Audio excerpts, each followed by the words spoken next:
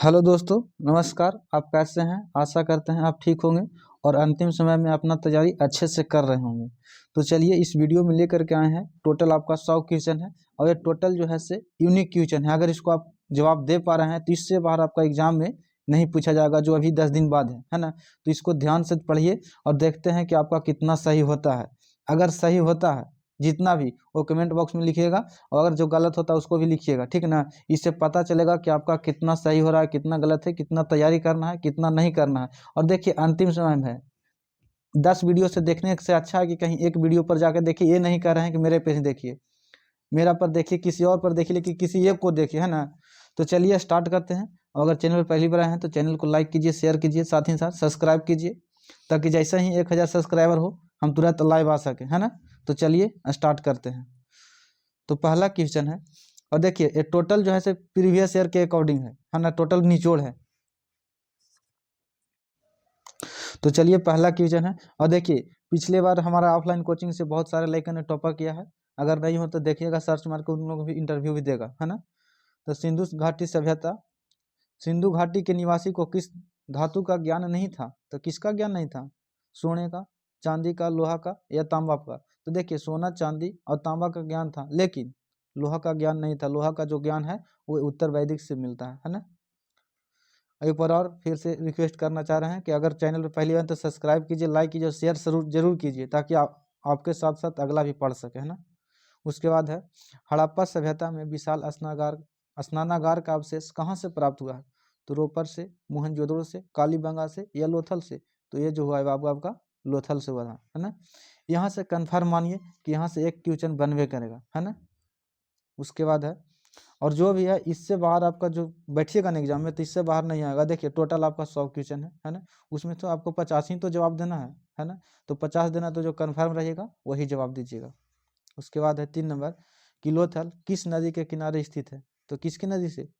सिंधु, ब्यास, रावी या भोगवा? तो लोथल जो है से भोगवा नदी के किनारे स्थित है ना। और भोगवा कहाँ पड़ता है बाबू? तो ये गुजरात में पड़ता है ना। तो लोथल भी गुजरात में पड़ेगा। उसके बाद है 4 नंबर क्वेश्चन है, कि हड़प्पा सभ्यता किस युग की सभ्यता है? तो किस युग की? लौह युग की, कांस्य युग की, या ए और बी दोनों? तभी जस्ट पीछे बताए थे कि लौह युग का शुरुआत जो है से उत्तर वैदिक में हुआ था, यानी कि ये हो जाएगा कांस्य युगीन सभ्यता, ठीक है।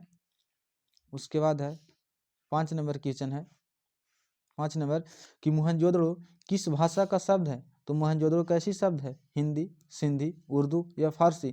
तो ये जो है बाबू आपका सिंधी शब्द है ना। उसके बाद है 6 नंबर, की लोथल किस राज्य में स्थित है? तो किस में? अभी जस्ट पीछे बताया है, गुजरात में, पश्चिम बंगाल में, राजस्थान में या पंजाब में? अगर ध्यान से सुने होंगे तो आप इस कमेंट बॉक्स में आंसर दीजिएगा, है ना। उसके बाद है 7 नंबर, कि इंडिका के लेखक कौन है? तो कौटिल्य, मेगास्थनीज, कालिदास या फिर हरिसेन? तो देखिए इंडिका का जो लेखक है वो है मेगास्थनीज। और मेगास्थनीज जो थे बाबू, वे सिलेकट निकेटर का एक राजदूत थे, जो चंद्रगुप्त मौर्य के दरबार में आए थे। ये भी याद रखना होगा। तो ऑप्शन नंबर क्या चाहिए? बी हो जाएगा। उसके बाद है 8 नंबर क्वेश्चन है, कि धर्म की शुरुआत किसने की है? तो किसने? अशोक ने, चंद्रगुप्त मौर्य ने, आगे भी कुछ होगा, लेकिन इसका आंसर हो जाएगा बाबू आपका सम्राट अशोक ने। ऑप्शन नंबर ए हो जाएगा। उसके बाद है 9 नंबर क्वेश्चन आपका कहता है, कि मौर्य वंश का प्रथम शासक कौन था? तो अशोक, चंद्रगुप्त मौर्य, बिंबिसार या फिर कनिष्ठ? तो प्रथम शासक जो थे बाबू आपका वे बिंबिसार थे। Option number B. उसके बाद है, कि गुप्त काल में कौन चीनी यात्री भारत आया था? तो गुप्त काल में कौन? ईत सिंह, हिंदसान, फायान या इनमें से कोई नहीं? देखिए गुप्त काल में जो आया था आपका फायान आया था, ठीक ना। और हिंदसान जो आया था से सॉरी हर्षवर्धन के दरबार में आया था, ठीक है। उसके उसके बाद 11 नंबर है, कि पाटलिपुत्र की स्थापना किसने किया था? तो किसने? बिंबिसार ने, अशोक ने, चंद्रगुप्त मौर्य ने या फिर उदय ने? तो देखिए पाटलिपुत्र का जो स्थापना है बाबू वो उदय ने कराया था। ऑप्शन नंबर डी हो जाएगा, ठीक है। उसके बाद है 12 नंबर आपका क्वेश्चन है, कि महाभारत का युद्ध कितने दिनों तक चला था? तो देखिए महाभारत का युद्ध कितना? 15, 16, 17 या फिर 18? तो ये टोटल जो चला था 18 दिन चला था, है ना। Option number D. उसके बाद है, और देखिए ये जो भी है से लास्ट है, ये आपको पढ़ा रहे हैं, इससे बाहर आपको नहीं पूछा जाएगा, ये कन्फर्म मानिए, ठीक है। महाभारत की रचना किसने की है? तो किसने? वाल्मीकि ने, मनु ने, या अकबल्ले ने, या फिर वेद व्यास ने? तो महाभारत की रचना किसने? तो वेद व्यास ने किया था, ऑप्शन नंबर डी। उसके बाद है 14 नंबर, कि वैदिक कालीन लोग किसकी पूजा करते थे? तो किसका? विष्णु का, प्रकृति का, लक्ष्मी का, या फिर शिव का?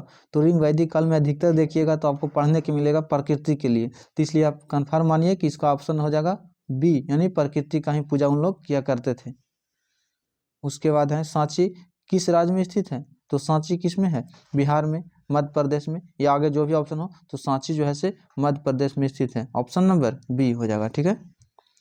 उसके बाद है अगला नंबर क्वेश्चन है 16 नंबर, कि गौतम बुद्ध का जन्म स्थान कहाँ हुआ था? तो नालंदा में, बोधगया में, सारनाथ में, या कपिलवस्तु में? तो गौतम बुद्ध का जन्म कपिलवस्तु के लुम्बिनी गांव में, और कपिलवस्तु पड़ता कहाँ है? तो ये जो है साहब का नेपाल वाला एरिया में पड़ता है, यानी कि ऑप्शन नंबर डी हो जाएगा, ठीक है।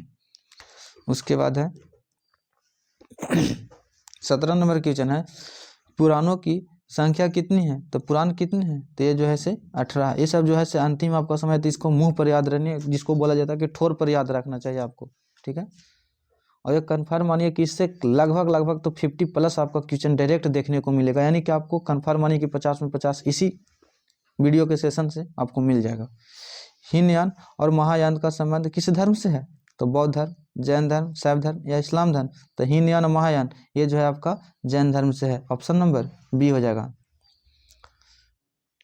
उसके बाद है 19 नंबर, कि प्रथम बौद्ध संगीति किस शासक के काल में हुआ था? तो प्रथम बौद्ध संगीत किसके काल में हुआ था? तो ये जो हुआ था आपका वे अजातशत्रु, कालाशोक, अशोक, या कनिष्ठ? तो ये जो होगा सब आपका अजातशत्रु के समय में, ऑप्शन नंबर ए हो जाएगा, ठीक है। और लास्ट बोला जाएगा था कनिष्ठ के समय में, ठीक है। उसके बाद 20 नंबर है, कि नाथ मुनि का संबंध किससे है? तो नाथ मुनि का संबंध किससे है? जैन धर्म से, बौद्ध धर्म से, शैव धर्म से, या वैष्णव धर्म से? तो नाथ मुनि का संबंध जो है आपका ये हो जाएगा शैव धर्म से, ऑप्शन नंबर सी। देखिए थोड़ा यहाँ पे कन्फ्यूजन है, देख लीजिएगा गूगल करके। उसके बाद है 21 नंबर, की तंबाकू का सेवन सर्वप्रथम किस मुगल सम्राट ने शुरू किया था? तो अकबर ने, बाबर ने, शाहजहां में, या फिर जहांगीर में? तो ये जो हुआ था बाबू आपका अकबर ने ही शुरू किया था सबसे पहले तंबाकू, ठीक है। उसके बाद है कि आईने अकबरी को कितने भागों में बांटा गया? तो आईने अकबरी को जो है से 5 भागों में बांटा गया, ठीक है, ऑप्शन नंबर डी। उसके बाद है कि अकबरनामा के अनुवादक कौन थे? तो बेबरीन थे, रेटजेल थे, ब्लैकमैन थे, इनमें से सभी? तो देखिए अकबरनामा के जो अनुवादक थे इन लोग के सभी के सहयोग से ही हुआ था, इसलिए ऑप्शन नंबर डी हो जाएगा, इनमें से सभी। उसके बाद है कि फतेहपुर सीकरी को किसने राजधानी बनाया था? तो फतेहपुर सीकरी को किसने? अकबर ने, नहीं बाबर ने, अकबर ने, शाहजहां ने, या फिर जहांगीर ने? तो ये जो बनाया था बाबू आपका अकबर ने, ऑप्शन नंबर बी हो जाएगा, ठीक है, ऑप्शन नंबर बी। उसके बाद 25 नंबर है, कि अकबर ने दीन ए इलाही कब शुरू किया था? तो 1562 में, 1564 में, 1579 में, या इनमें से कोई नहीं? तो देखिए इसका सही आंसर जो हो जाएगा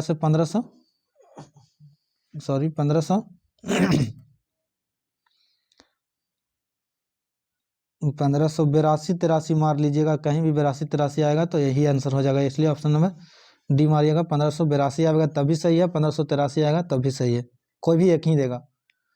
उसके बाद है 26 नंबर, कि अकबर का संरक्षक कौन था? तो बैरम खान, मुनीम खान, लतीफ़ खान, या हुमायूं? तो अकबर का संरक्षक तो था बाबू आपका बैरम खान, ऑप्शन नंबर ए हो जाएगा। 27 नंबर क्वेश्चन है, 27 नंबर, कि भारत में मुगल वंश की स्थापना किसने किया था? तो अकबर ने, बाबर ने, शाहजहां ने, या फिर औरंगजेब में? तो मुगल वंश ऐसा ही बोले, आप मारिएगा बाबर को, ऑप्शन नंबर बी।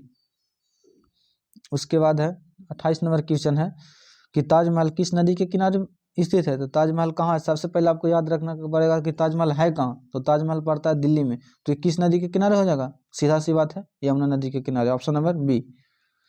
सीधा बात नो बकवास। उसके बाद है 29 नंबर कि गोपुरन का संबंध है, तो गोपुरन का संबंध किससे है? व्यापार से, गाय से, मंदिर से या फिर नगर के से। तो गोपुरम का जो संबंध है ऑप्शन नंबर सी यानी कि मंदिर से। और गोपुरम बोलते हैं मंदिर के प्रवेश द्वार को ही गोपुरम बोलते हैं। और इसका जो संबंध है विजयनगर यानी हम्पी से संबंध है, यह भी याद रखिएगा। उसके बाद है 30 नंबर क्वेश्चन है कि रूस में भारत विद्या का जनक किसे कहा जाता है? तो किसे? निकोलो कोंटी को, लिविदेव को, कार्ल मार्क्स को, या इनमें से कोई नहीं। देखिए भारत में जो है से रूस में जो है से भारत का जनक जो बोला जाता है वे जीएस लिविदेव को बोला जाता है, ऑप्शन नंबर बी। उसके बाद 31 नंबर है कि निम्नलिखित में से महिला संत कौन थी? तो कौन थी? मीरा थी, अंडाला थी, कराइकल थी, इनमें से कोई नहीं, इनमें से सभी। तो देखिए ऐसे जितना भी थे से सभी थे, ऑप्शन नंबर डी हो जाएगा। उसके बाद है कि महाराष्ट्र के संत कौन नहीं थे? तो तुकाराम, रामदास, ज्ञानेश्वर या फिर चैतन्य। तो देखिए ये सब सारे जो थे से महाराष्ट्र के ही थे, लेकिन चैतन्य जो थे से बंगाल के थे, ऑप्शन नंबर डी, यानी कि यही जो थे से नहीं थे महाराष्ट्र के। उसके बाद है कि तलवंडी किसका जन्म स्थान है? 33 नंबर है कि तलवंडी किसका जन्म स्थान है? तो किसका? कबीर का, नानक का, रैदास का या फिर मीरा का। तो इसका जो है से गुरु नानक का, ऑप्शन नंबर बी हो जाएगा। ठीक है। उसके बाद है 34 नंबर कि निम्नलिखित में से कौन विष्णु का अपना पति मानती थी? तो विष्णु का पति कौन मानती थी? ये जो मानती थी आपका कराइकल मानती थी, ऑप्शन नंबर सी। ठीक है। और कृष्ण को बोल देगा तो ये मार दीजिएगा क्या चीज? तो मीरा को। उसके बाद है 35 नंबर कि विलियम हॉकिंग किस शासक के काल में आए थे? तो विलियम हॉकिंग जो आए थे बाबू वो आए थे आपका जहांगीर के शासनकाल में, ऑप्शन नंबर ए हो जाएगा। ठीक है। उसके बाद है 36 नंबर कि इब्न बतूता ने अपनी यात्रा वृत्तांत किस भाषा में लिखा है? तो अरबी में, फारसी में, उर्दू में, अंग्रेजी में। तो ये जो लिखा है बाबू आपका अरबी ने लिखा है, ऑप्शन नंबर ए हो जाएगा। उसके बाद है कि उसके बाद है कॉर्नवालिस कोड कब बना? कहने का मतलब है कि कॉर्नवालिस एक कोड होता था, वो कब बना था? तो 1775 में, 1793 में, 1797 में, 1805 में। तो ये जो बना था कॉर्नवालिस कोड 1793 में, ऑप्शन नंबर बी हो जाएगा। उसके बाद है कि महलवाड़ी बंदोबस्त किसके द्वारा लागू किया गया था? तो ये जो है से मार्टिन बट के द्वारा लागू किया गया था, ऑप्शन नंबर ए हो जाएगा। ठीक है। अगर कैनिंग रहता तो कैनिंग को ही मार सकते थे। उसके बाद है 39 नंबर की आरा में 1857 के विद्रोह का नेतृत्व किसने किया था? तो एगो है ना कि जिया हो बिहार के लाला, यही वाला गाना पर इसमें देखिएगा तो इसको ही चर्चा किया गया। उसके बाद क्या चीज होगा? आरा में 1857 का विद्रोह किसने किया था? पीर अली ने, वाजिद अली ने, कुंवर सिंह ने या फिर इनमें से कोई नहीं। तो ये देखिए आरा जैसा ही बोल दिया या बिहार बोल दे तो मारिएगा वीर कुंवर सिंह, ऑप्शन नंबर सी। अगर ओडिशा में भी बोले कि 1857 के विद्रोह में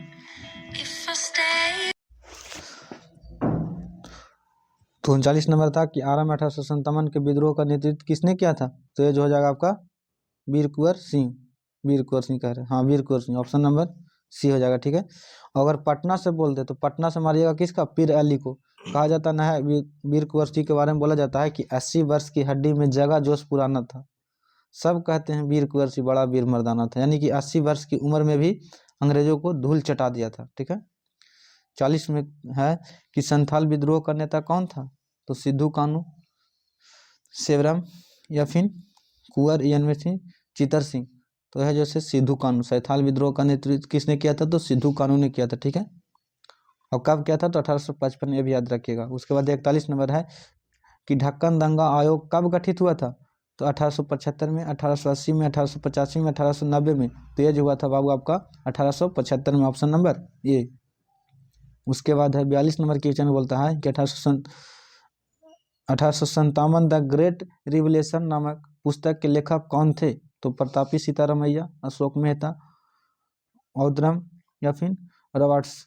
तो कौन थे? तो ये जो हो जाएगा से अशोक मेहता ने ही लिखा था इस बुक का। कौन? तो 1857 द ग्रेट रिवलेशन लिखा था, ऑप्शन नंबर सी हो बी हो जाएगा। उसके बाद 43 नंबर क्वेश्चन है कि अवध में 1857 के विद्रोह का नेतृत्व किसने किया था? तो देखिए जबरी बोला तो पीछे बोला था आरा में, एक और बताया तो उसके बारे में कि पटना पूछेगा तो पीर अली, अगर आरा पूछ दिया या बिहार पूछ दिया तो कुंवर सिंह, और अभी पूछ दिया अवध, तो अवध कौन हो जाएगा? लक्ष्मीबाई, बैजाई सिंधिया या फिर बेगम हजरत महल या फिर बेगम जिंदल महल। तो देखिए इसका आंसर जो हो जाएगा से ऑप्शन नंबर सी, बेगम हजरत महल। ये जो सिंधिया यहाँ पे देख रहे हैं सिंधिया ना, ये 1857 में उन लोग का सहयोग किया था, ना कि विद्रोह किया था।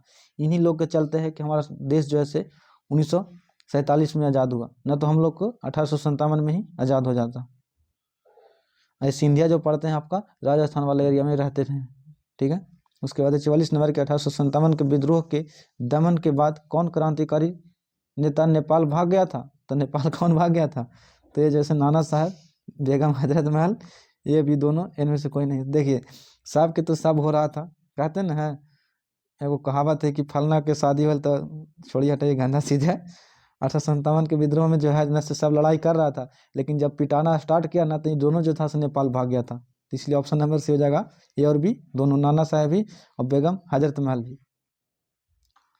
उसके बाद है 45 नंबर की पुर्तगालियों ने गोवा पर कब कब्जा किया था?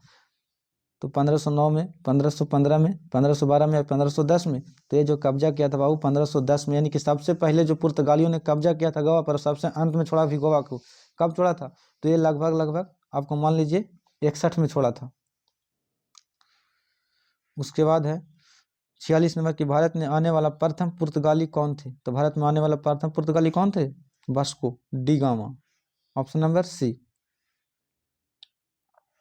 उसके बाद है 47 नंबर कि फोर्ट विलियम भारत के किस शहर में स्थित है? तो किस शहर में है? तो ये जो है आपका कलकत्ता में, ऑप्शन नंबर डी हो जाएगा। ये सब तो याद करने की चीज़ें, इसमें तो ज़्यादा भी डिस्प्लेन करने की कोई बात नहीं है ना। उसके बाद है 48 नंबर की कोलकाता में सर्वोच्च न्यायालय की स्थापना किस अधिनियम के तहत हुआ था? तो ये जो हुआ था बाबू आपका 1773 रेगुलेटिंग एक्ट के तहत ही कलकत्ता सर्वोच्च न्यायालय की स्थापना हुआ था। उसके बाद है कि चोल इमारत किस शहर में स्थित है? 39 नंबर है कि चोल इमारत किस शहर में, शहर की प्रमुख विशेषता है या किस शहर में स्थित है? तो ये जो है आपका मुंबई यानी कि बम्बई में स्थित है, ऑप्शन नंबर डी। उसके बाद देखिए 50-50 पहुंच गए। 50 क्वेश्चन आप देखना बाकी है, 50 क्वेश्चन के करीब हम लोग, 50 लास्ट है ये वाला, पहले देख लेते हैं, उसके बाद कुछ देरी बात करेंगे। महात्मा गांधी का जन्म कहाँ हुआ था? तो कहाँ हुआ था, कहाँ नहीं, कब हुआ था? तो 2 अक्टूबर 1867 को, 2 अक्टूबर 66 को, या 2 अक्टूबर 69 को, या फिर 2 अक्टूबर 70 को। तो कब हुआ था? तो ये आप कमेंट बॉक्स में लिखिएगा, कहा कि बहुत इजी क्वेश्चन है, ठीक है। उसके बाद देखिए कॉमन नंबर क्वेश्चन है कि खेड़ा सत्याग्रह का संबंध किस राज्य से है? तो खेड़ा कहाँ पड़ता है? तो खेड़ा जो पड़ता है बाबू आपका गुजरात वाला में एरिया में पड़ता है, यानी कि गुजरात हो जाएगा।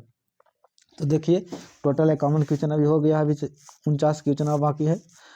तो फिर कहते हैं कि अभी तक चैनल को अगर लाइक नहीं किए हैं, सब्सक्राइब नहीं किए तो सब्सक्राइब कीजिए, और साथ ही साथ बेल आइकन दबाइए ताकि जब भी वीडियो अपलोड हो तो आप तक पहुँचे, है ना। और देखिए कमेंट बॉक्स में आप बताइएगा जरूर कि आपका इसको में कितना सही हो रहा है, कितना गलत हो रहा है, कितना आपको तैयारी करने की ज़रूरत है, और हम किस फील्ड में आपको वीडियो बना कर दें ताकि आपको अंतिम समय मोटिवेट मिले, है ना। क्या कि मेरा ऑफलाइन के कोचिंग के बच्चे जो भी हैं इनसे बहुत अच्छे तरक्की कर रहे हैं। पिछले बार भी देखिएगा तो बहुत अच्छे से नंबर लाए थे, 450, 400 प्लस, बहुत अच्छे नंबर दिए थे, ठीक ना। तो आपको भी लगन से मेहनत करना। और आप सोच रहे हैं ना कि 360 लाएंगे, 340 लाएंगे, 300 लाएंगे तो अच्छा नंबर है, नहीं, अब ये वैल्यू नहीं है। आप टॉपर लिस्ट में शामिल होंगे तभी आपको नाम होगा, है ना। इसलिए ध्यान से पढ़िए, अभी भी 15 दिन मौका है, आप ध्यान से पढ़िएगा तो बहुत मजा आएगा। और देखिए डिप्रेशन में नहीं जाना है, एकदम मनोरंजन से पढ़ना, हंसते खेलते पढ़ना, कोई दिक्कत नहीं है ना। ज़्यादा आप डिप्रेशन में जाके कौची कीजिएगा, जब माइंड खराब हो जाएगा। कहा जाता ना कि मैं किसके लिए सज हूँ जब मेरे पिए ही अंदर है। कहने का मतलब है कि हम किसके लिए सज के तैयार हुए हैं जब पति ही अंदर है। इसलिए हम ज़्यादा डिप्रेशन होकर क्या करेंगे जब नंबर भी नहीं आएगा। तो इसलिए आराम से पढ़ना है, ठीक है। चलिए अब क्वेश्चन की ओर।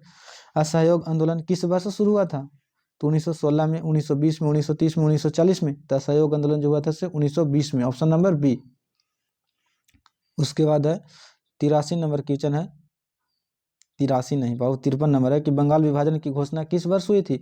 तो बंगाल विभाजन की घोषणा 1905 में हुआ था, ऑप्शन नंबर बी। उसके बाद है कि डांडी किस राज्य में स्थित है? तो डांडी जो है आपका गुजरात में स्थित है, ऑप्शन नंबर बी हो जाएगा, गुजरात में, ठीक है। उसके बाद है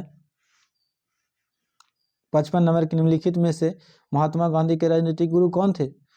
तो फिरोज मेहता थे, लाजपत राय थे, ह्यूम थे, या फिर गोपाल कृष्ण गोखले। तो इनका जो है से गुरु थे जैसे राजनीतिक गुरु गोपाल कृष्ण गोखले थे। उसके बाद है 56 नंबर की मुस्लिम लीग द्वारा सीधी कार्रवाई दिवस कब मनाया जाता है। तो देखिए बहुत बोलता है कि डेट नहीं याद करना पड़ता, लेकिन देखिए कितना करीबी से डेट दे लिया है, सब में 16 अगस्त देना है, दे दिया है। तो आपको ध्यान से याद रखना है कि सीधी कार्रवाई दिवस 16 अगस्त 1946 को ही मनाया गया था। और किसके द्वारा? मुस्लिम लीग के द्वारा। एक और क्वेश्चन पूछता है इसी से कि मुस्लिम लीग की स्थापना कब हुआ था। तो 1906, ये भी बात को याद रखना है।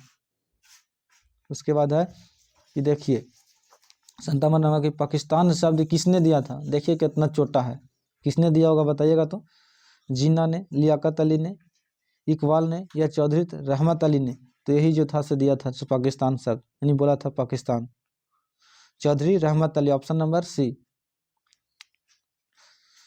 इसी को बोला जाता है पड़ोसी के औलाद। उसके बाद है 58 नंबर की भारत के प्रथम राष्ट्रपति कौन थे। तो कौन थे बताइएगा। तो ये Rajendra Prasad, option number D. उसके बाद है 59 नंबर कि भारतीय संविधान के प्रारूपीय समिति के अध्यक्ष कौन थे। तो प्रारूपीय समिति कौन थे? अंबेडकर साहब, ऑप्शन नंबर डी। ये सब आपको याद रखना है।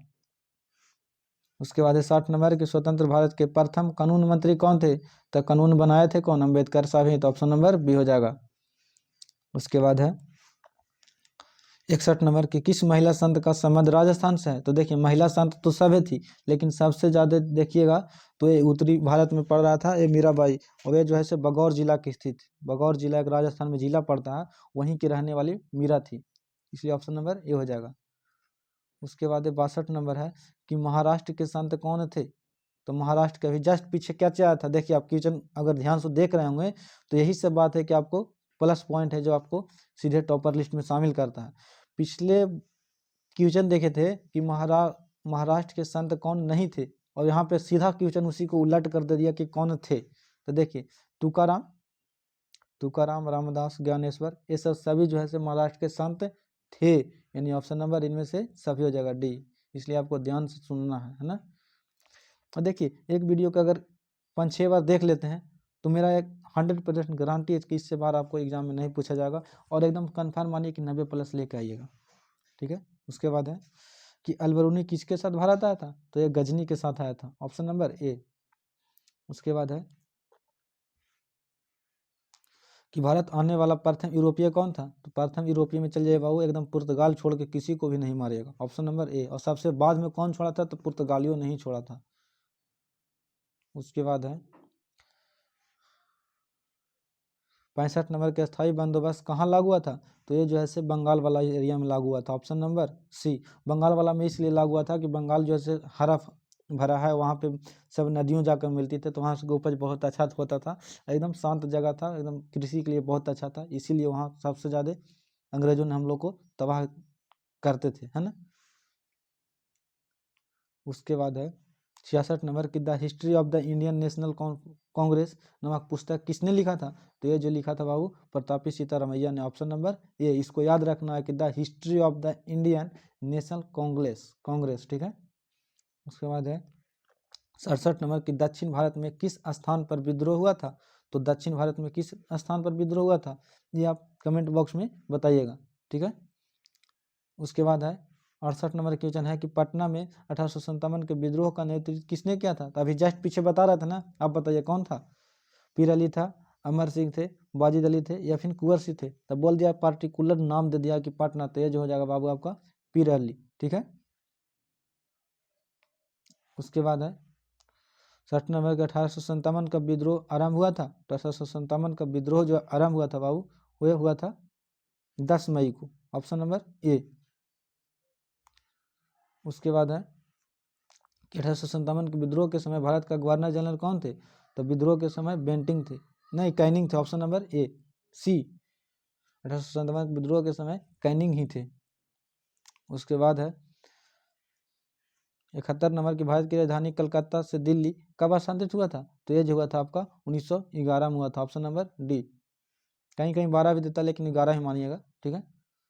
उसके बाद है कि अखिल भारतीय स्तर पर पहली जनगणना कब हुआ था। तो ये जो हुआ था 1872 ईस्वी में हुआ था, ऑप्शन नंबर बी। उसके बाद है इंडिया गेट का निर्माण कब हुआ था? India Gate, gateway of India नहीं बोल रहा, इंडिया गेट। तो इंडिया गेट का निर्माण जो हुआ था से लुटियन के द्वारा हुआ था, 1921 में हुआ था। ठीक है, ऑप्शन नंबर बी। उसके बाद है चंपारण सत्याग्रह का संबंध किस राज्य से है? तो चंपारण कहाँ पड़ता है? तो हमारा बिहार में पड़ता है, इसलिए ऑप्शन नंबर ए हो जाएगा। ठीक है, बिहार। उसके बाद है दिल्ली चलो का नारा, दिल्ली चलो का नारा किसने दिया था? तो दिल्ली चलो का नारा सुभाष चंद्र बोस ने दिया था, ऑप्शन नंबर ए। और ये जो दिया था सुभाष चंद्र बोस कहाँ से दिया था? तो ये सिंगापुर से दिए थे। जब फॉरवर्ड ब्लॉक का स्थापना किया था 1939 में, तो वहीं से बोले थे कि दिल्ली चलो। ठीक है, उसके बाद है 76 नंबर के 1942 में कौन सा आंदोलन हुआ था? तो खिलाफत आंदोलन, असहयोग आंदोलन, सविनय अवज्ञा आंदोलन या फिर भारत छोड़ो? तो 1942 में भारत छोड़ो आंदोलन हुआ था। खिलाफत आंदोलन कब हुआ था? 1920 में। और सविनय अवज्ञा आंदोलन जो हुआ था आपका 1930 में। और खिलाफत आंदोलन 1919 में। ये भी बात याद रखना होगा, ताकि किसी से भी पूछ सकता है। उसके बाद है 77 नंबर कि साबरमती किस राज्य में स्थित है? तो उत्तर प्रदेश में, बिहार में, गुजरात में या फिर पंजाब में? तो साबरमती जो है गुजरात में पड़ता है, ऑप्शन नंबर सी। उसके बाद है Simon commission, Simon commission Bharat कब आया था? तो ये जो आया था बाबू 1928 में, ऑप्शन नंबर बी। उसके बाद है कि फॉरवर्ड ब्लॉक की स्थापना किसने किया था? स्थापना किसने किया था? जस्ट अभी पीछे बताया था कि फॉरवर्ड ब्लॉक का स्थापना जो है सुभाष चंद्र बोस ने किया था, ऑप्शन नंबर बी। और कब किया था? तो 1939 में। ठीक है, ये भी बात याद रखना। और कहाँ किया था? तो सिंगापुर में। ये तो नहीं पूछेगा, लेकिन कब किया था ये जरूर पूछेगा आपका एग्जाम में। उसके बाद है कि भारतीय संविधान सभा के अध्यक्ष कौन थे? तो भारतीय संविधान सभा के अध्यक्ष जैसे राजेंद्र प्रसाद थे। उसके बाद है 81 नंबर है कि स्वतंत्र भारत के प्रथम गृह मंत्री कौन थे? तो ये जो थे सरदार वल्लभ भाई पटेल थे, ऑप्शन नंबर ए। उसके बाद है 82 नंबर है कि स्वतंत्र भारत के प्रथम उपराष्ट्रपति कौन थे? तो उपराष्ट्रपति राधा कृष्णन, ऑप्शन नंबर सी।